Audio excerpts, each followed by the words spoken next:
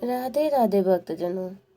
आज मैं आपको माघ मास का 28वां अध्याय सुनाऊंगी, जो माघ मास का एक अंतिम अध्याय है। तो आज मैं आपको सुनाती हूँ 28वां अध्याय। वशिष्ठ जी कहने लगे कि हे राजा दिलीप, बहुत से जन समूह सहित अछोद सरोवर में स्नान करके सुखपूर्वक मोक्ष को प्राप्त हो गए हैं। तब लोमस जी कहने लगे, संसार रूपी इस तीर्थ राजा को सब श्रद्धा पूर्वक देखो। यहाँ पर 33 करोड़ देवता आकर आनंद पूर्वक रहते हैं।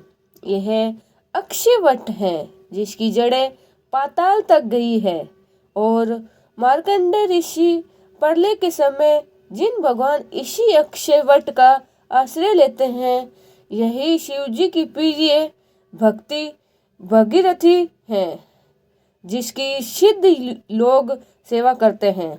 यह गंगा स्वर्ग के हेतु पाता है।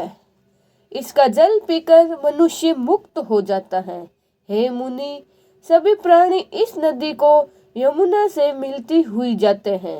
इसका संगम बड़े ही पुण्य से प्राप्त होता है। इसके स्नान से जन्म मृत्यु रूपी दवा नल से कोई नहीं ला पाता, परंतु ज्ञान प्राप्त करके मुक्त हो जाता है। यहाँ पर स्नान करने से सभी प्राणी बिना ज्ञान के भी मुक्त हो जाते हैं। इसीलिए ब्रह्मा जी ने यहाँ यज्ञ करने की इच्छा की थी। इसी संगम में भगवान विष्णु ने स्त्री प्राप्ति की इच्छा की थी। स्नान करके लक्ष्मी जी को प्राप्त किया। यहाँ पर त्रिशूलधारी शिव जी ने त्रिपर दैत्य को मारा था, और प्राचीन काल में उर्वशी स्वर्ग से गिरी थी, तथा स्वर्ग पाने की इच्छा से यहाँ पर उसने स्नान करने से नहुप कुल के राजा यथातिश के वंशधर पुत्र प्राप्त किया था। यहाँ पर इंद्र ने प्राचीन काल में धन की इच्छा से स्नान किया था, और माया से कुबेर के सब धन को प्राप्त किया था। प्राचीन काल में नारायण तथा नर ने हजारों वर्ष तक प्रयाग में निहार रहकर उत्तम धर्म किया था। यहाँ पर जैगावश्य सन्यासी ने महादेव जी जैसी शक्ति वाले से विजय पाई थी, तथा अणिमा आदि योग के अति दुर्लभ ऐश्वर्य प्राप्त किए।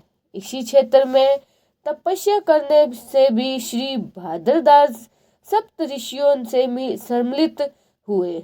जिन्होंने भी यहाँ स्नान किया, सबको स्वर्ग की प्राप्ति हुई। इसीलिए हमारे विचार से तुम त्रिवेणी में स्नान करो। इस स्नान से पहले किए हुए तुम्हारे सब पाप नाश हो जाएंगे, और संपूर्ण वैभव को प्राप्त हो जाओगे।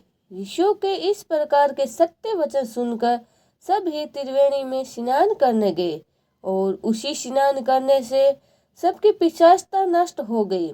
श्राप से विमुख होकर उन्होंने अपना शरीर धारण कर लिया। वेद निधि ने अपनी संतान को देखकर प्रसन्नचित्त होकर लोमस जी को संतुष्ट किया, और कहा कि आपके अनुग्रह से ही श्राप से विमुक्त हुए।